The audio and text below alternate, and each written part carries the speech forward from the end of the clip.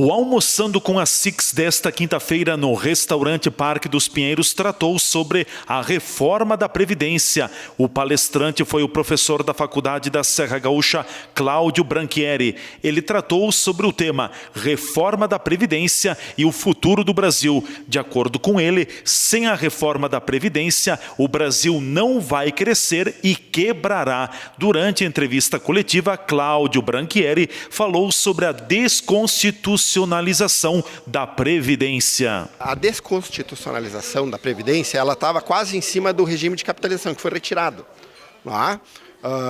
Então, a ideia era de que o governo pudesse aprovar mudanças na Previdência com emenda simples, com a maioria simples, não mais através de PECs.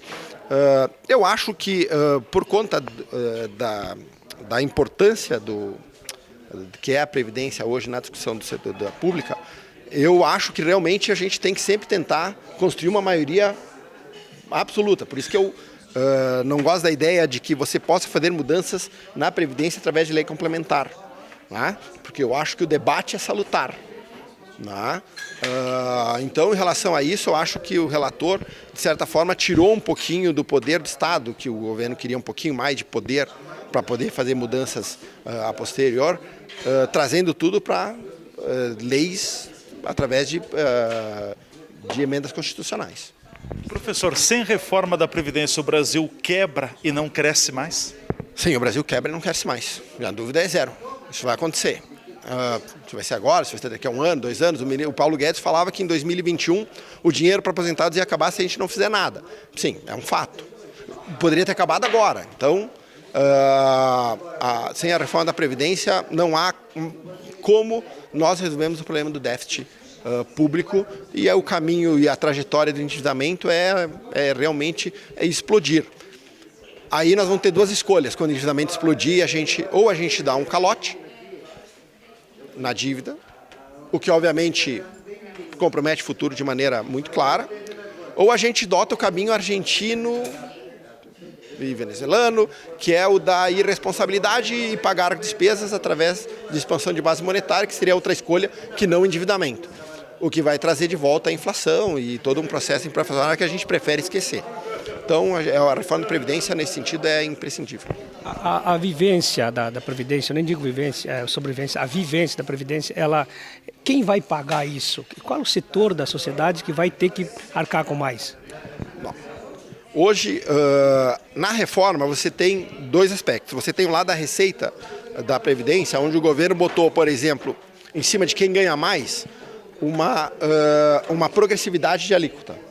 Então, ali você tem uma parte da população, que são aqueles que ganham acima de 5 mil reais na aposentadoria, uma alíquota progressiva. Então, uma parte dela vai ser paga por quem ganha mais. Agora, com certeza, esta despesa vai ser distribuída entre todos os aposentados. Eu sempre digo, à exceção dos mais vulneráveis. Por quê? Porque o BPC ele não vai ser mexido.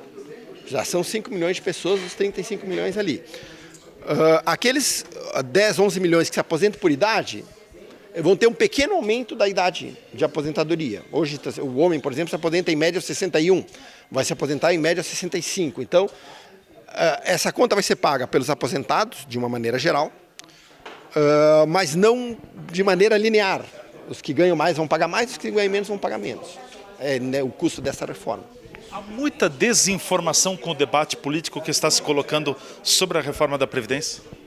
Eu acho que há muito, sim. Acho que há muito... se apela muito à emoção mais primitiva do ser humano, que é o medo. A incerteza em relação ao futuro traz insegurança para todos. Então, eu acho que tem muito discurso político que prega uma espécie de colapso completo do sistema previdenciário, como a reforma da Previdência é exatamente o contrário. Ela evita o colapso. Então, eu acho que o debate público ele geralmente é permeado por discussões emotivas.